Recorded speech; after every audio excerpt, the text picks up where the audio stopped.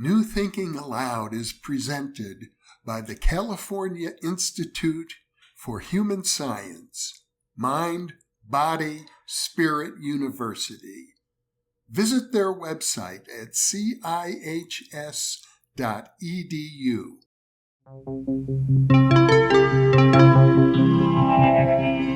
Thinking Aloud. Conversations on the leading edge of knowledge and discovery with psychologist Jeffrey Mishlove.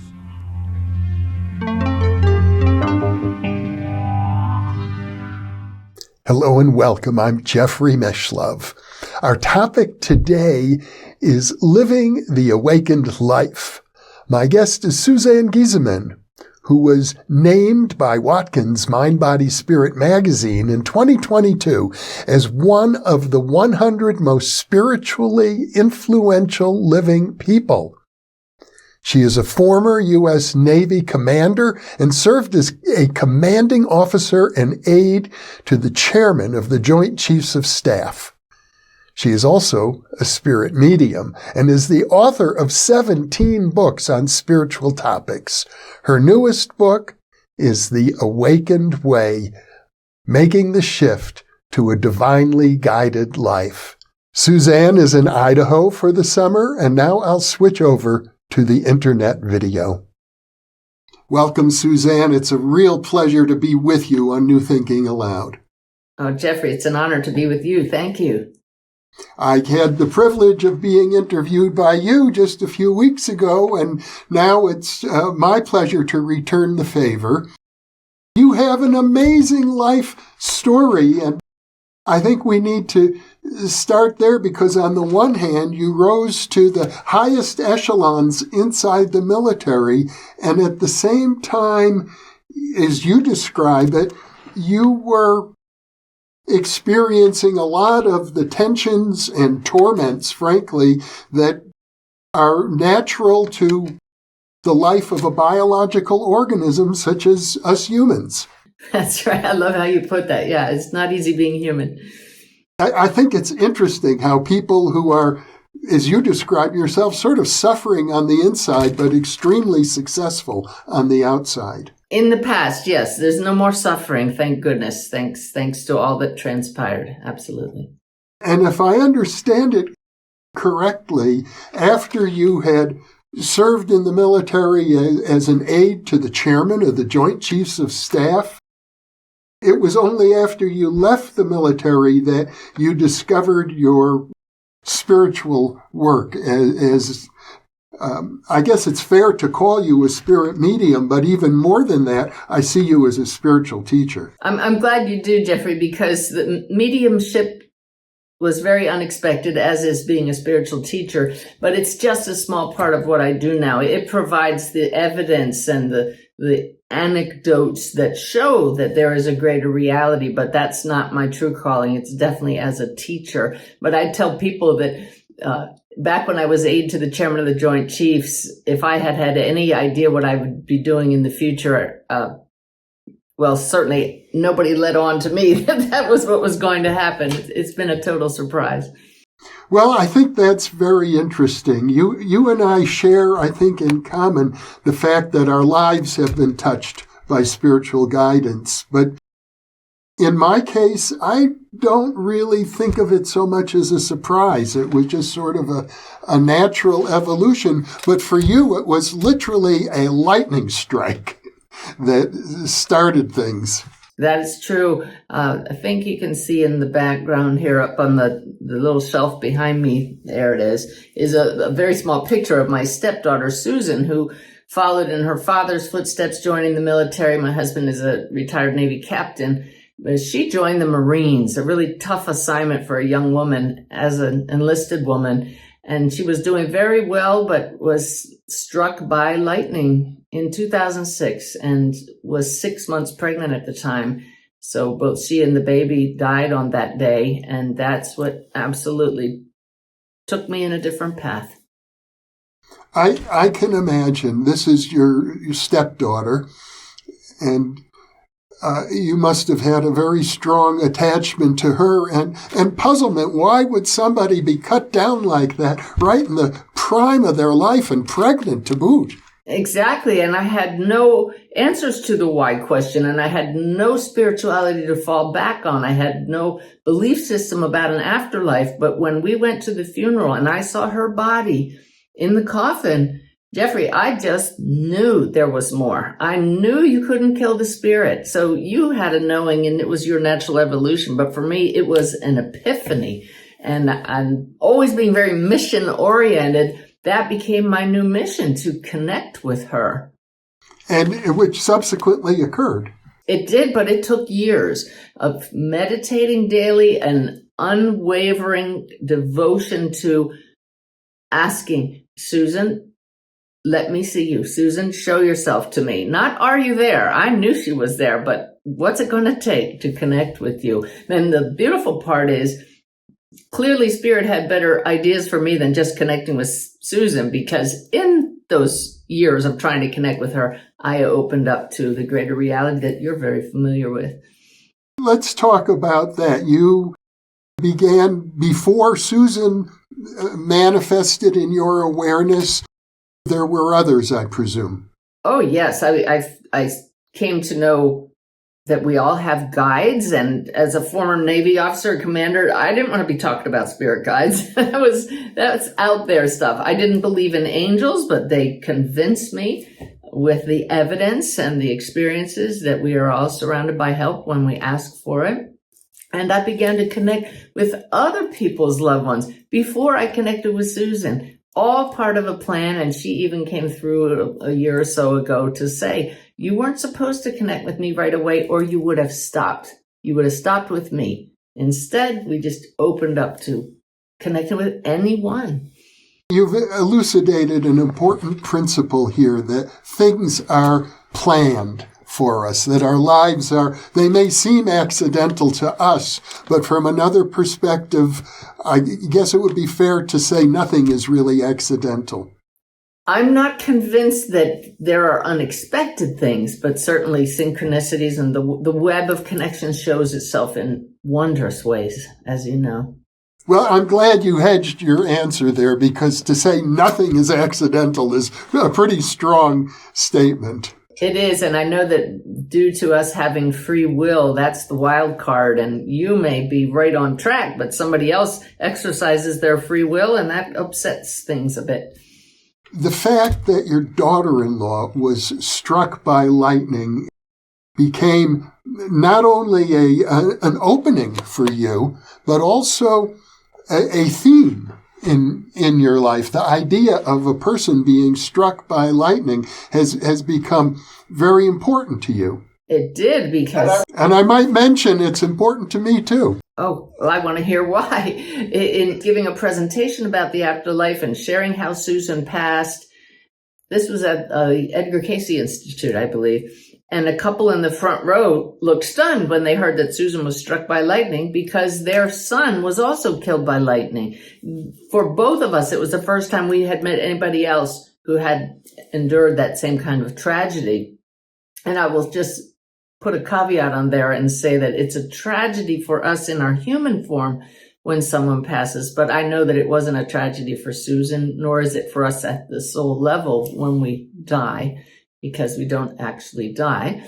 But I came to know this couple's son across the veil. His nickname is Wolf, and ended up writing a book about his story, because he actually left proof in the form of a drawing in a poem that he knew he was going to die the next day by a lightning strike. And it goes on from there. But yes, the whole theme of lightning is pretty strong in my life. It's a very important symbol for me. Back in 1968, I was a real estate broker, and I had a real estate company at the time that I named Lightning Real Estate. Oh, no kidding. I didn't know that. Yeah. So it's been a theme in my life for a long time, but it borders on the paranormal. When I wrote a book called The PK Man about a fellow named Ted Owens, who had amazing psychokinetic powers, including control over lightning. He could just point his finger and concentrate, and lightning would strike. So I wrote the book about that man, and lightning was a very important symbol for him as well. Wow. And it was years later, Jeffrey, that we learned that Susan's, well, we remembered, we didn't realize it at the time, that her dog that she got only months before passing by lightning strike, she named Thor, who was the Norse god with a lightning bolt. And her other dog was named Athena, who was the Greek goddess of thunder and lightning. The signs, the synchronicities of the web just go on and on. To me, it says that the universe is alive and that lightning is one of the manifestations of that universal life force. Without a doubt. And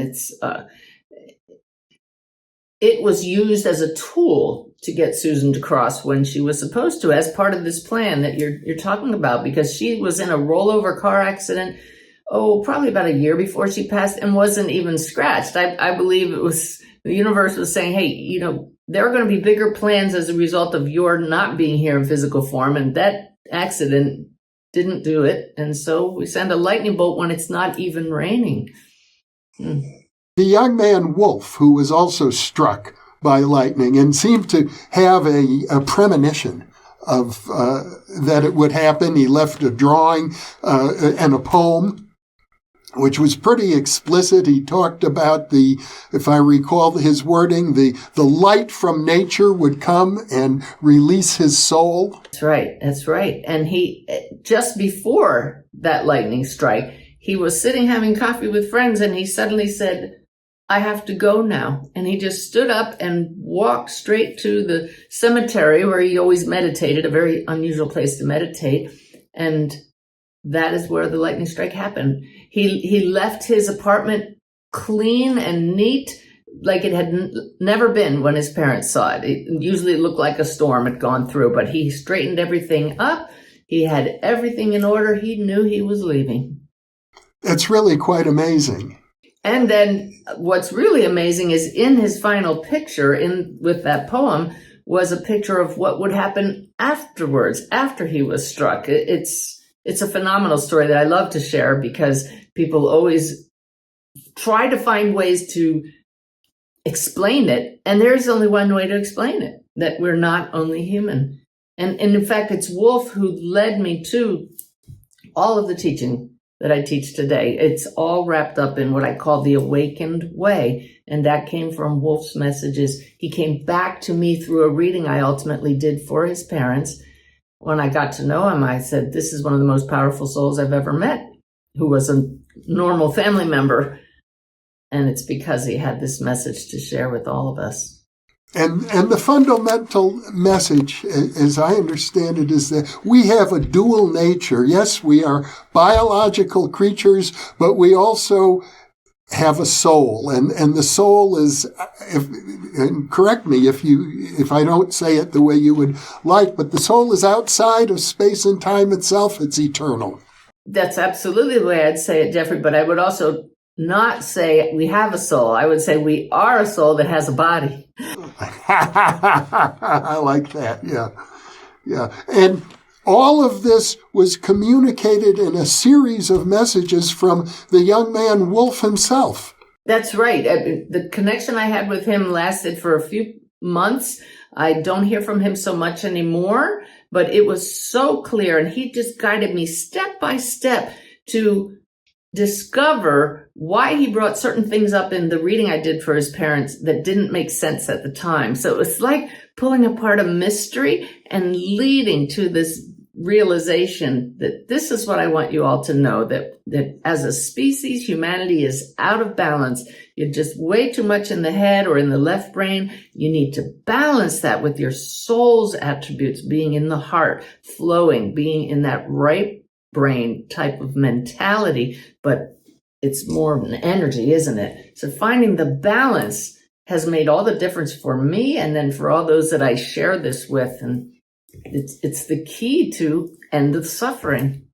A lot of people who have recognized this dual nature of the human being have also suggested that we are born into conflict because our spiritual nature and our animal nature are somewhat at odds with each other. The animal nature, first and foremost, wants to survive and will do all kinds of things, including hurting others in order to survive, whereas for the spiritual nature, survival is not particularly a concern.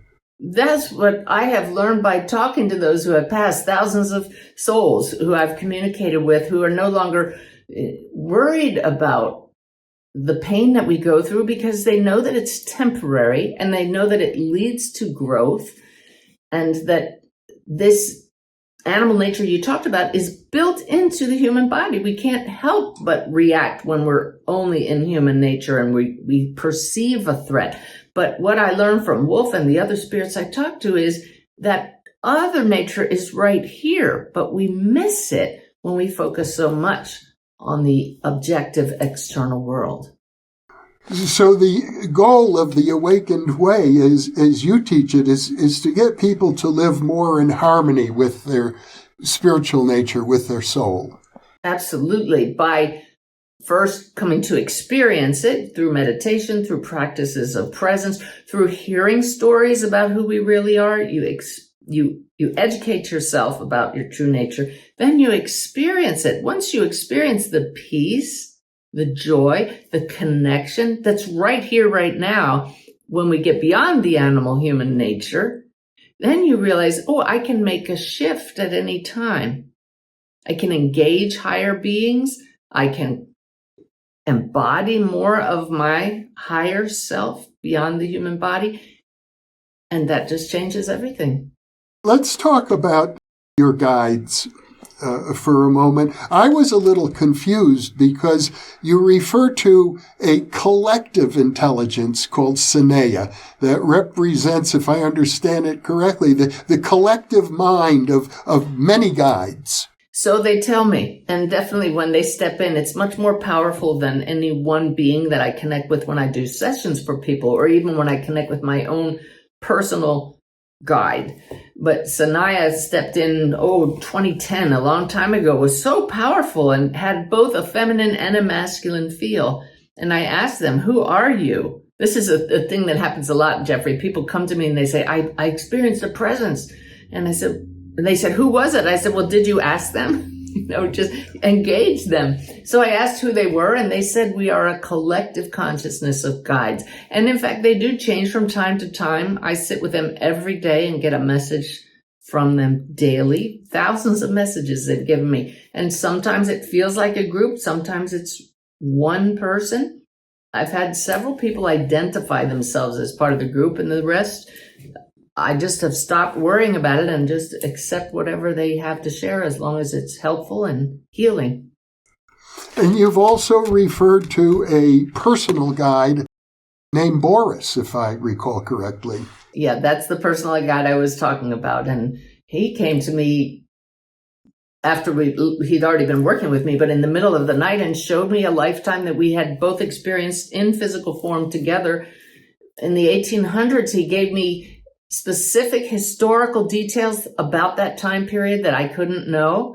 He explained things that I looked up online, and it was absolutely fascinating to me. And I know that those in the spirit world know that I need that kind of verifiable information, or I would just think, this is crazy, forget it.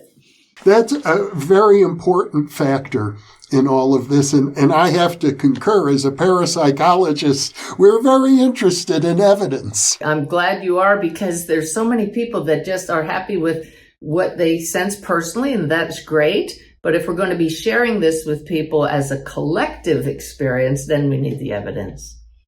I was thinking, for example, the story you told earlier about Wolf, and you show in your book the drawing that he made and the poem that he wrote just the day before he was struck by lightning. That needs to be published somewhere in a refereed scientific journal so that the academic community can take that kind of evidence into account. Absolutely. And then there's another picture in there that shows his favorite T-shirt. His parents saw him all the time in this T-shirt.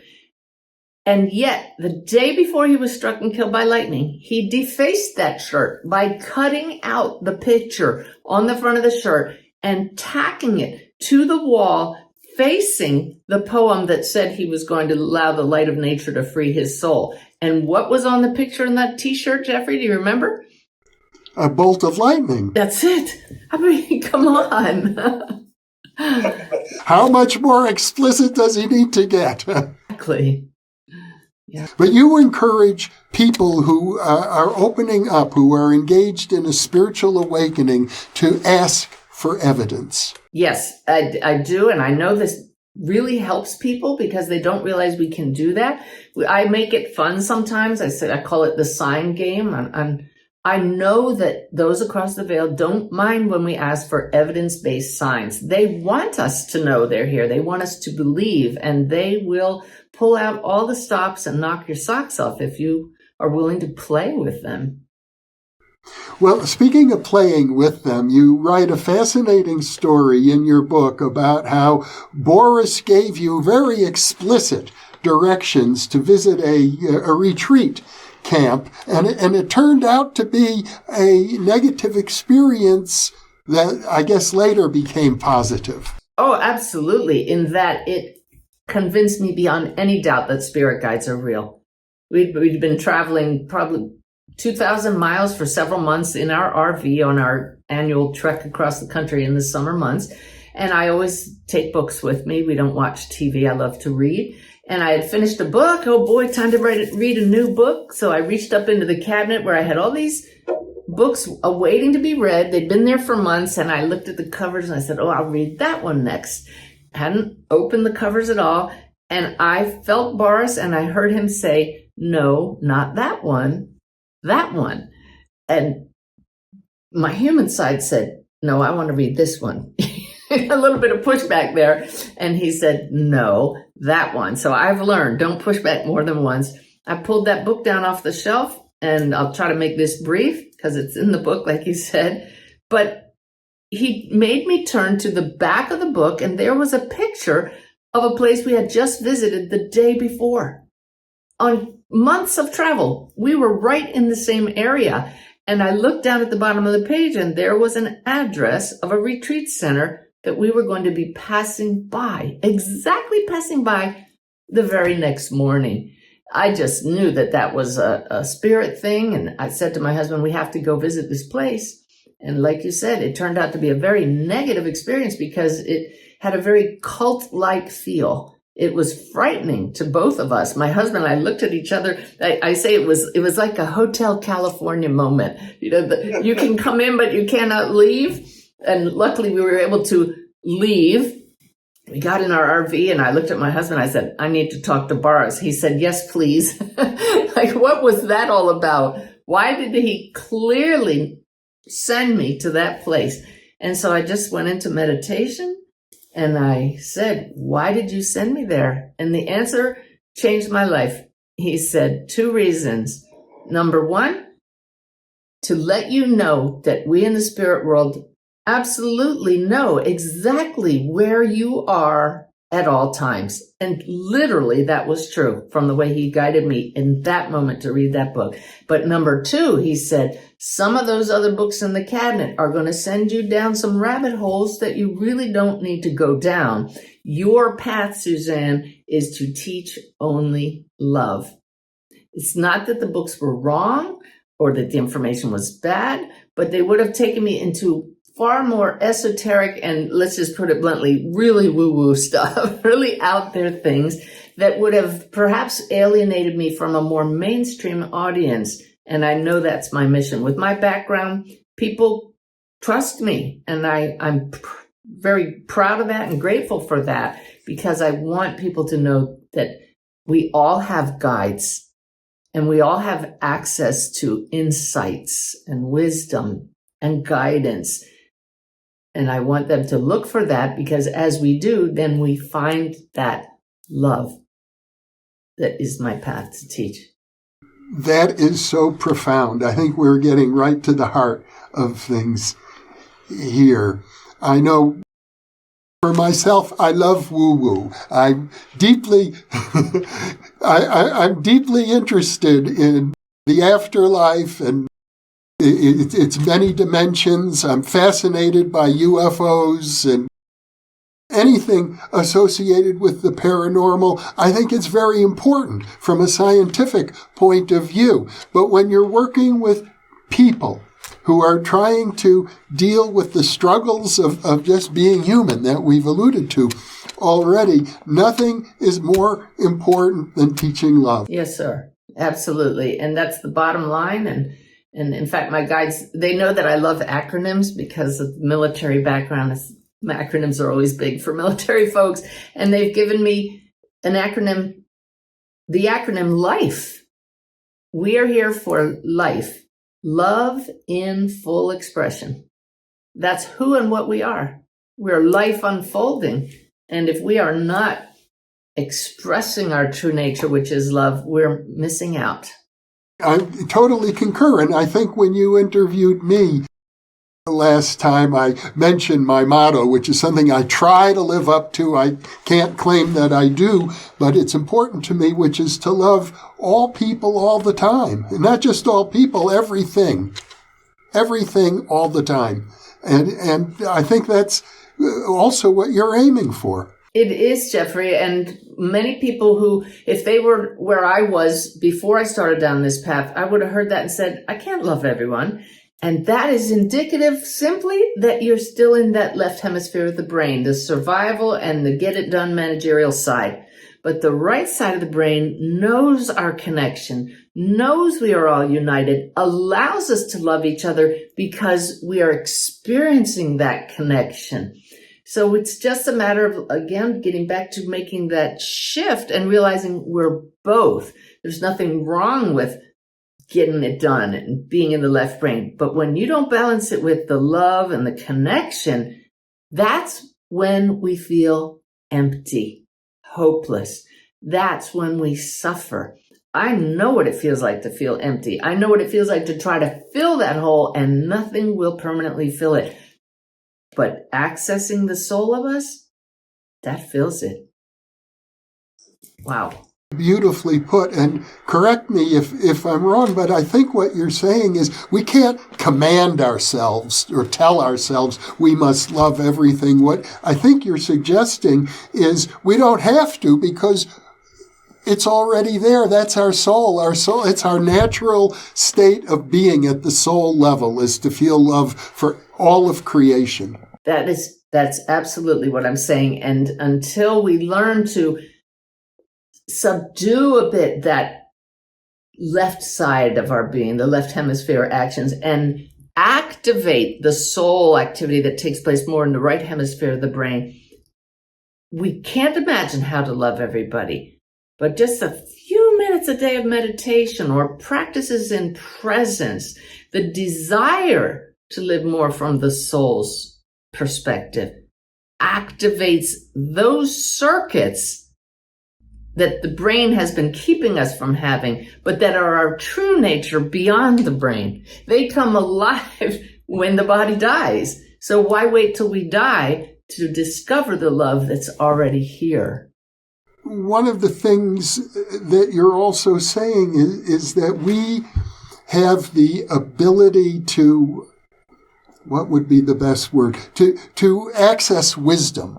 I think, is what I'd say, that the soul has a certain kind of natural wisdom. I'd even go further. It's not just wisdom, it's extrasensory abilities. It can see into distant parts of time and space. So all knowledge is essentially available to us if we ask for it. Absolutely. And it's because we are connected to all that is right now. So when we ask for it, that ignites our intuition. The definition of intuition is direct knowing.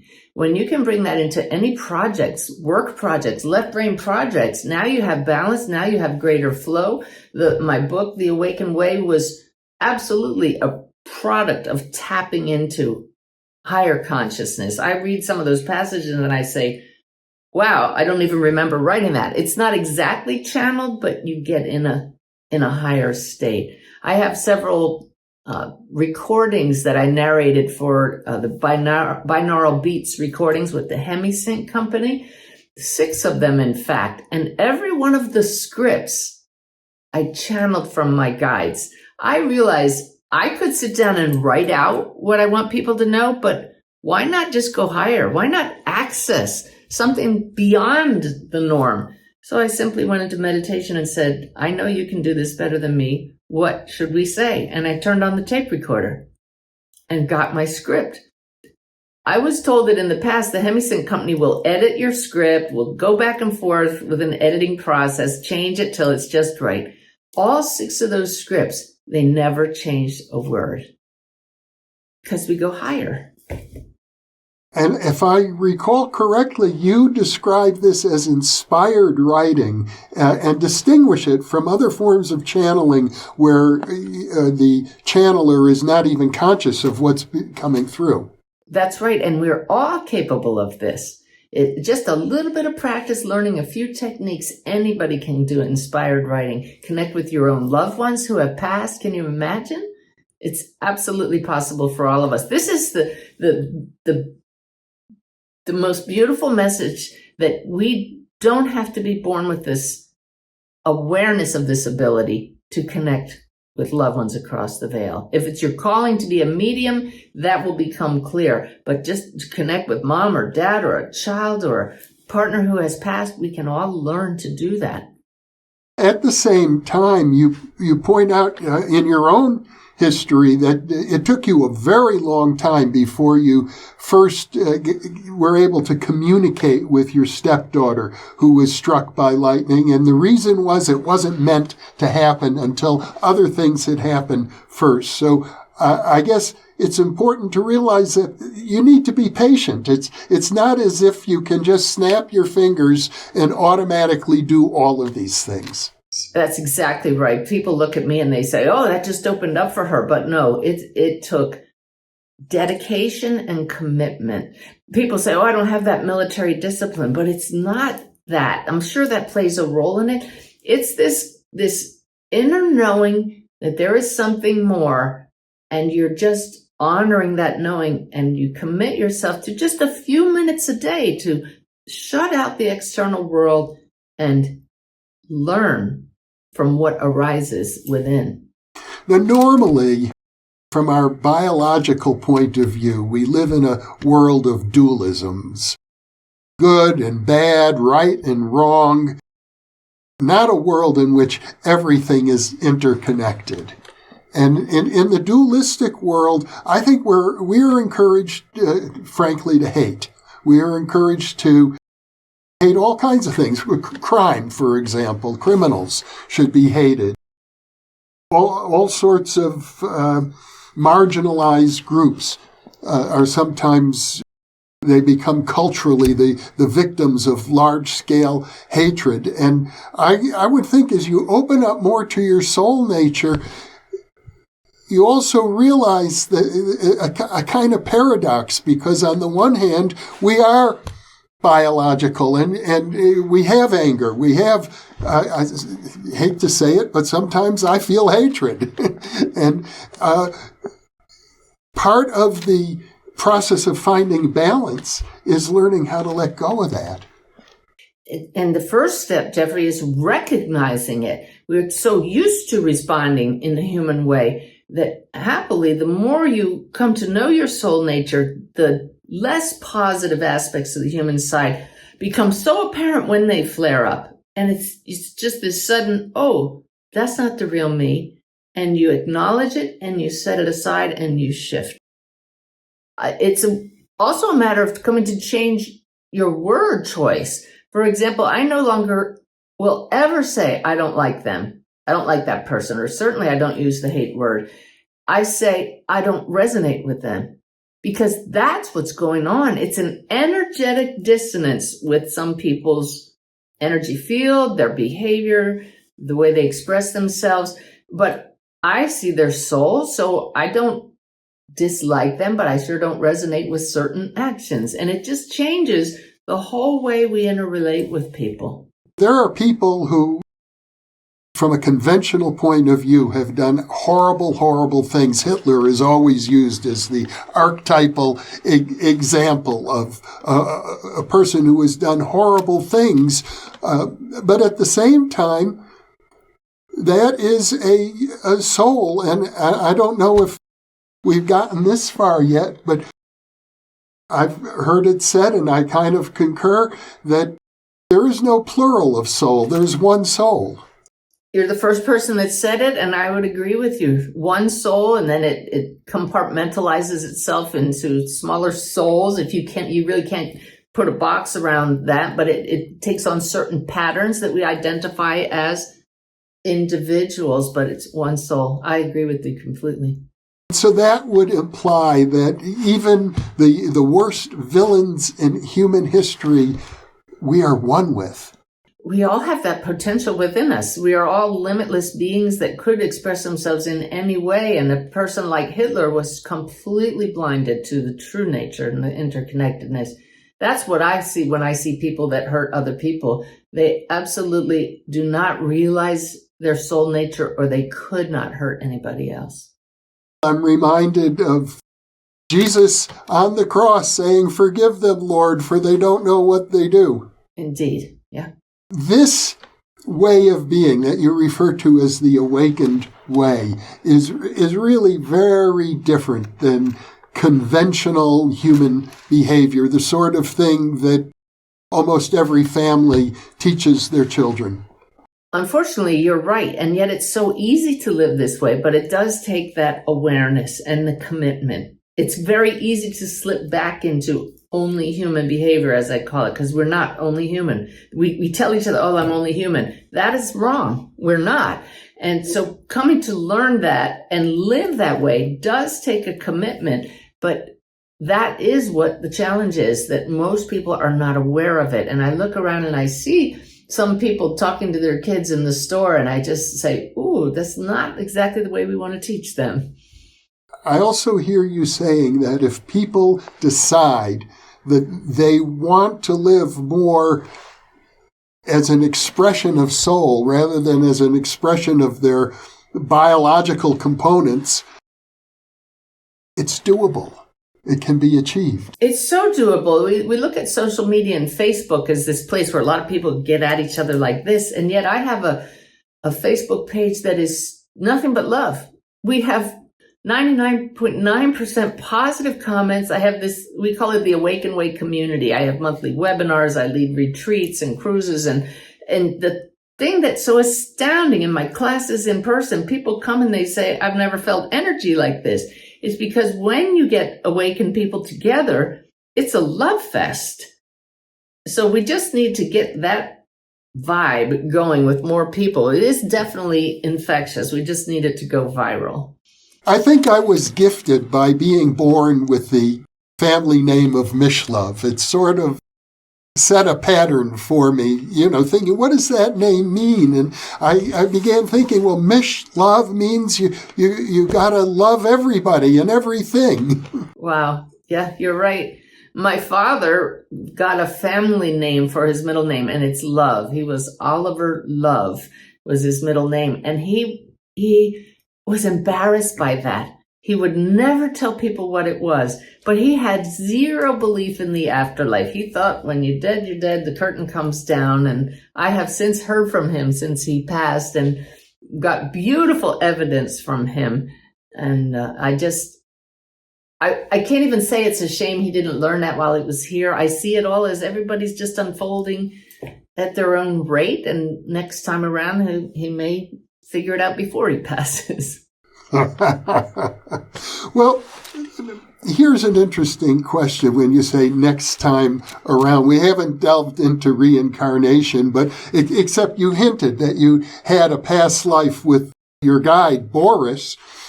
I've heard it said that, before we achieve, final enlightenment, we may need to live 35,000 human lifetimes. I'm not an reincarnation expert by any means, but that experience with Boris telling me about my past life, that convinced me that it's real.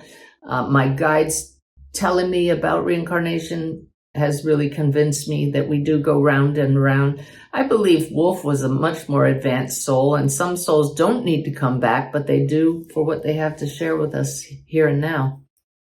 I will tell you that so many people say, I'm never coming back. I would have never chosen this life. But the more you awaken, you realize, well, yeah, we did choose it, and what are we going to do with that? And the farther down you go, the higher up you go, and you discover that underneath it all is this underlying level of joy that never changes. But it's not happiness. It's just this state of being that is absolutely blissful, and we can experience that now. That's heaven. That's beautifully put, and I think it's so crucial. I'm pretty sure what you're referring to is what in Sanskrit is known as Ananda, or bliss. Yes, yeah. It's the ultimate nature of things if we let ourselves feel it. And yet I, too, hear from people quite a bit, viewers on this program, right? And say, I never want to come back. I've had guests who proclaim that we live on a prison planet, that this is a horrible planet to be born into. And yet my own experience is the opposite. That this is a wonderful planet for all of its problems. Absolutely. And we're given each other to help each other through the down points. I remember when we had to say goodbye to my little dog, and I knew we had to help her cross the veil, and I knew it was going to be hard. I knew what I knew about the afterlife. And so I just want to tell everybody that even when you know who you are, and we know we're not only human, that doesn't mean we don't temporarily feel pain. And so I surrounded myself with people who know what we know about the awakened way. And when Gretchen crossed the veil, there were several moments when I definitely wanted off the planet. Like, I didn't sign up for this. We get back in that human mode. Yeah. But it just lasts a little bit because we know how to shift. I suppose one of the things that always tests our spiritual awareness, our level of spiritual awakening, are the pains of life. It's so easy to feel when one is in pain and in despair that all of the spiritual teachings we have been living our lives based on might feel worthless at those moments. But happily, we've talked about my book, and I believe we'll talk about this in another episode, you said, but there are so many tools we can learn to deal with those painful moments. So we've been talking about the theory here, but with my practical background, I have a whole toolkit that we can just dive into to pull ourselves out of the pit. Thank goodness. Well, you talked about the importance of balance, and I imagine that the various tools in the toolkit, and we plan to have a completely separate interview so that we can focus just on the tools. I want all the new Thinking Aloud viewers to have a taste of these tools. So I'm looking forward to that interview a great deal. But what you're saying is that the resources that we need to live the awakened life are available to us here and now. They absolutely are. But it's just amazing how it is possible to go through our whole lives and not realize that based on, you read the book, you know what I'm talking about when I say based on our BS. And that's an acronym, isn't it? It's another acronym, but it stands for belief system. So many people are very entrenched in their only human belief system and many other beliefs that really keep us prisoner. And that's when life turns into a jail on this planet. If that's your BS and you're suffering, could there be another way? There is a better way, and it's the awakened way. Well, I think we can close on that note for people to remember if they feel stuck, it might be their BS. That's it. Suzanne Giesemann, what a joy to be with you. I'm so thrilled to be able to have this conversation and to share your beautiful presence with the New Thinking Aloud audience. Thank you so much for being with me and being with us. You're welcome. It's a total pleasure. And for those of you watching or listening, thank you for being with us, because you are the reason that we are here.